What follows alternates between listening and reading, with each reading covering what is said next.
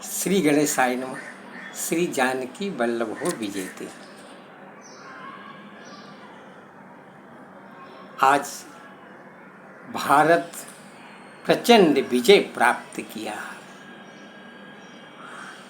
और कारण जो रहे, आपदामपहर्तारं दातारं सर्वसंपदां लोकाभिरामं श्रीरामं भूयो भूयो नमाम्यहं, भूयो भूयो नमाम्यहं। रामाय रामभद्राय रामचंद्राय मानसे, रघुनाथाय नाथाय सीतायाः पतये नमः।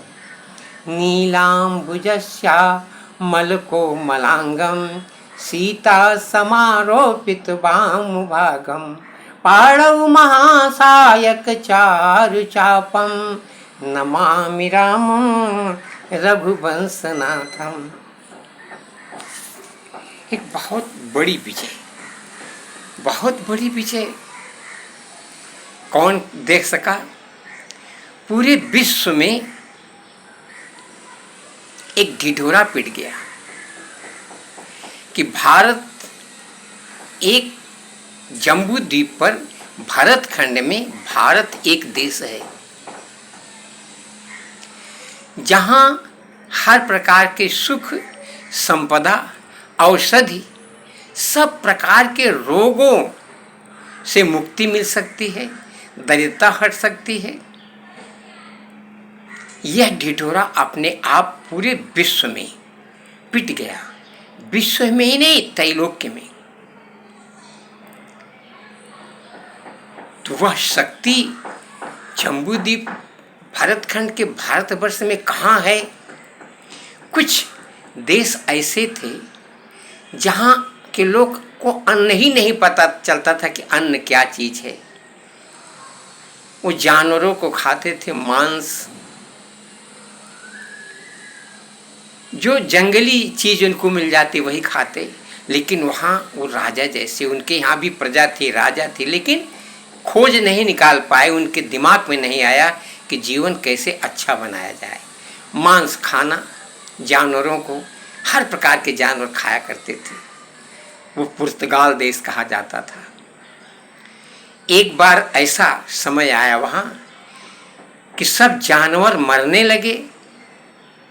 अब वहाँ खाने के लिए कोई चीज़ बची ही नहीं, सब मांस सड़ गई, जो आदमी खाते वो भी सड़ने लगे, बड़ी विपत्ति आ गई।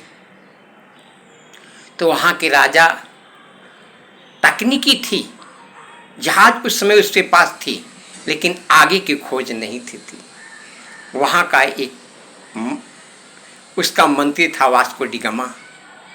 उसने, राजा ने कहा वास्को डी गामा, तुम पता लगाओ ये जो मांस सड़ रही है इसका उपयोग हम कैसे कर सकते हैं। तो वास्को डी गामा ने कहा कि मैं अंतरिक्ष से आवाज को पकड़ा कि भारत एक ऐसा देश है जहाँ सब प्रकार का उपाय, सारी चीज वहाँ मिल सकती है, लेकिन हम लोगों को पता नहीं कहाँ है। हम लोग इसका कैसे करें? राजा ने कहा इसके लिए जो तुमको चाहिए हम सारी तुम्हारी व्यवस्था करेंगे। जहाज दिए, सैनिक दिए, लेकिन समुद्र के माध्यम से आना था जहाँ बहुत तूफान मचा और सब हार गए। लेकिन वास्को डी गामा उसका सेनापति था, सब बोले हम लोग नहीं चल पाएंगे। वास्को डी गामा बोला अगर तुम नहीं चलो तो सबको मार दूंगा। थक जहाज से चलते चलते समुद्र में बीच में आकर के वो लोग फंसे, ऐसी जगह जहां से कोई आने का रास्ता नहीं था, तो भी चलते रहे। हिंद महासागर तक पहुंच गए, आगे उनके उपाय नहीं आ रहा था। उसी समय एक गुजरात, भारत देश के गुजरात राज्य का एक नाविक मिल गया। और वो लोग उसको देख के खुश हुए और उसने पूछी भाई ये भारत देश कहाँ है? बोला मैं वहाँ आपको बता सकता हूँ। बोले तुम कौन हो? बोले भारत में हर प्रकार का विज्ञान है, मैं पवन हूँ, मैं दिशाओं को जानता हूँ, पूरे विश्व में मेरा भ्रमण होता है, मैं आपको वहाँ पहुँचा सकता हूँ। वह पवन जो हनुमान जी कहे जाते हैं, इतने त्रसित शक्ति थी, पौरुष बहुत था, परंतु विवेक नहीं था। विवेक भारत में है। भारत ही एक ऐसा देश है जहाँ सबकी सुरक्षा संभव है। आगे की कथा यहाँ छोड़ देता हूँ। आज हम ये कह रहे हैं,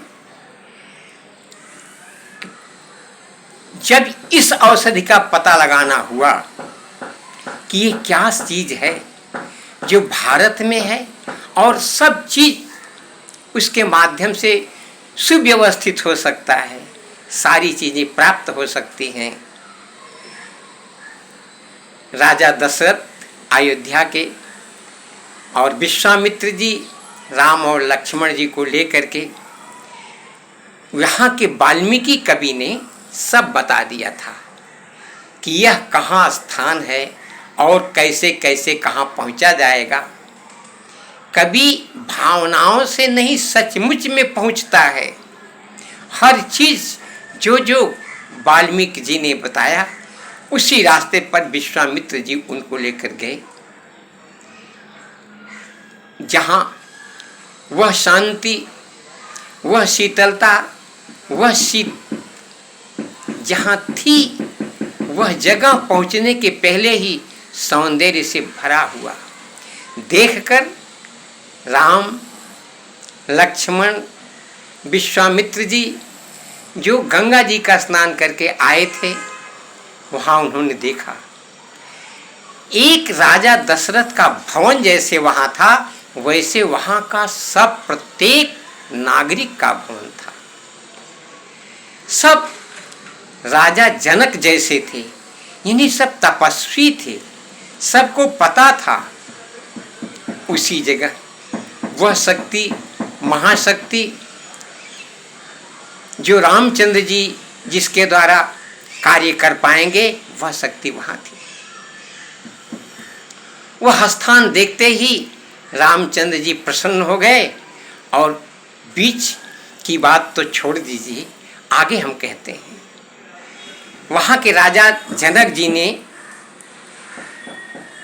त्रैलोक्य में ढिढोरा पिटवाया था कि मेरी पुत्री जानकी सीता हैं, इनके अंदर सब प्रकार का सद्गुण है और पूर्ण है।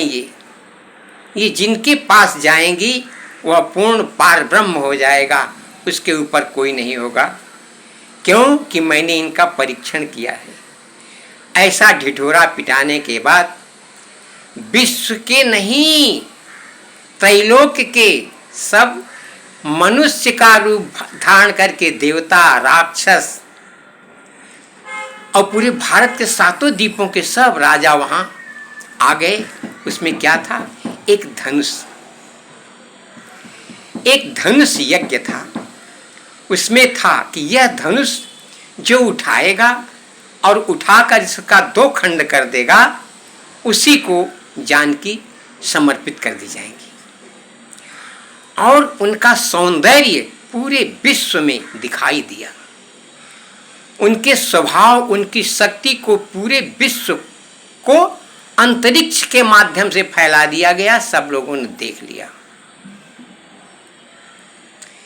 रामचंद्र जी, लक्ष्मण जी, विश्वामित्र जी और उनके साथ आए हुए ब्राह्मण जो लगातार श्री रामचंद्र जी के साथ रहते हैं, वो सब थे। सब एकत्रित हो गए। बीच की सौंदर्य बात नहीं बताएंगे, लेकिन यहाँ तक देखिए कि वह धनुष कैसा था। जीवित मांस, चमड़े, खून के बगैर हड्डी से बना हुआ वह धनुष था, जिसके अंदर जीवित त्रैलोक्य की सारी शक्तियां थी, उससे किसी को परास्त भी किया जा सकता था, किसी को सब कुछ दिया भी जा सकता था। सम्मान, राज्य, सारी चीज, यानी कि संसार में जिन जिन चीजों का हमें प्रयोग करना पड़ता है वह सारा ऐश्वर्य उस धनुष के अंदर था, जिसको महादेव जी अपने अंदर में रखे हुए थे। वही धनुष राजा जनक के यहाँ था, जिसकी माँ सीता जी रोज देख रेख करती थी और उसके बारे में जानती थी और सबको बता रही थी कि इनको देखने वाला कौन है। मात्र सीता जी को छोड़कर उस धनुष को कोई स्पर्श नहीं कर पाता था, किसी की हिम्मत नहीं पड़ती थी, दूर से ही सब रहते थे। अब जब सब जाए, देश देश के भूपति आ गए और वह धनुष की तरफ किसी को देखने की हिम्मत नहीं हुई। बड़ा प्रतापी विद्वान वैज्ञानिक रावण और बलि आज जो राजा थे, जिसके पास सब कुछ था, वो सब देखने बगैर प्रणाम करके चले गए। तब राजा जनक भयभीत हो गए। उन्होंने कहा, मैं जान गया यह धनुष कोई उठा नहीं सकता। वह धनुष में क्या था? दान की शक्ति। जो ऐसा दान कर सके, यानी कि इससे भी आगे अपने शरीर को तो छोड़ दो, यहाँ प्राण तक को छोड़ने के बाद इससे भी आगे जो दानी होगा वही इसको उठा सकता है और यही खंडन कर सकता। मतलब अब यह धनुष दूसरा होगा। जब राजा जी जनक जी को यह पता चल गया, अब यह पृथ्वी कोई बहादुर नहीं है जो मेरी पुत्री सीता को अपने पास रख सके। उसी समय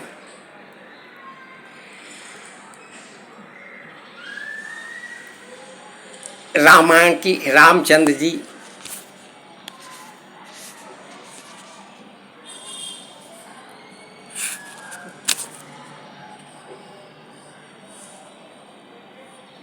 तुलसीदास जी कह रहे हैं, उनकी चौपाई को सुनिए। प्रभु ही चितई पुनि चितव मही राजन लोचन लोल, खेलत मन सिज मीन जुग जनु विधु मंडल डोल। गिरा अलिन मुख पंकज रोकी, प्रगटन लाज निशा अवलोकी। लोचन जल रह लोचन कोना, जैसे परम कृपण कर सोना। सकुची व्याकुलता बड़ी जानी, धरि धीरज प्रतीति उर्यानी। तन मन बचन मोर मनुष्पन साचा, तो रघुपति पद सरोज चित राजा।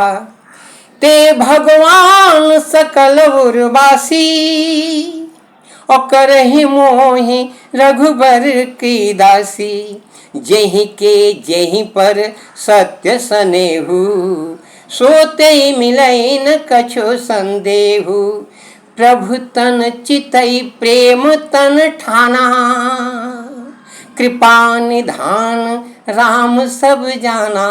सियहि बिलोकी तक्यउ धनु कैसे, चितव गरुर लघु ब्यालहि जैसे। उसी समय लक्ष्मण जी ने जान गया और कह दिए, क्या कहे? तो लखन लख्यऊ रघुवंश मणि, ताक्यऊ हर को दंडु। पुलकी गात बोले बचन, चरण चापि ब्रह्मांडु। दिशि कुंजरहु कमठ अहि कोला, दिस कुंजरहु कमठ यही कोला। धरहु धरनी धरी धीर न डोला, राम चाहे शंकर धनु तोरा। हो सजग हो सजग सुनि आयस मोरा, चाप समीप राम जब आए, नर नारिन सुर सुकृत मनाए, सब कर संसव और अज्ञानु, मंद महीपन कर अभिमानु।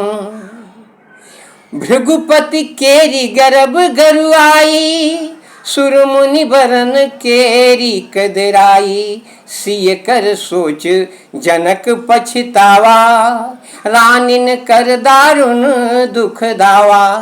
शंभु चाप बड़ बोहित पाई, चाढ़े चढ़े जाई सब संग बनाई। राम बाहुबल सिंधु अपारु, चहत पारु नहीं को कड़हारू। राम बिलो के लोग सब चित्त लिखे से देखी, चितई सीय कृपायतन, जानी बिकल बिसेखी। देखी विपुल बिकल बैदेही, निमिख बिहात कलम समतेही।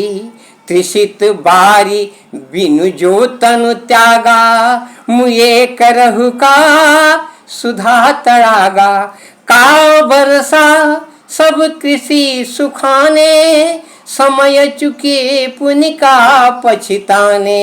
अस जिय जान की देखी, प्रभु पुल के लखी प्रीति बिसेखी। प्रभु पुल के लति प्रीति बिसेखी। गुरु ही प्रणाम मन ही मन कीन्हा, अति लाघव उठाई धनु लीन्हा। दम के दामिनी जिमि जब लयऊ, तो पुनि नभ घनु मंडल सम भयऊ। पुनि नभ धनु मंडल सम भयऊ, लेत चढ़ावत खैचत गाढ़े। काहुन लखा देख सब ठाढ़े, तेहि क्षण राम मध्य धनु तोरा। भरे भुवन धुनि घोर कठोरा, तो भरे भुवन घोर कठोर रव रवि। बाजी तजी मार्ग चले, चिकर ही दिग्गज डोल मही। अहि कोल कूर्म कल मले, सुर असुर मुनि कर कान दीन है। सकल बिकल विचारहि, कोदंड खंडेउ राम तुलसी। जयति बचन उचारहि, शंकर चाप जहाज सागर रघुबर बाहुबल। बूढ़ सो सकल समाज, चढ़ाज प्रथम ही मोह बस। प्रभु दो चाप खंड मही डारे, देखी लोग सब भय सुखारे। अब सुखी हो गए, पता चल गया यह शक्ति कहाँ थी और किसके हाथ में, और दूसरा कौन ऐसा है दानी जो राजा दधीच के जैसे उससे भी आगे है। आज दूसरी धनुष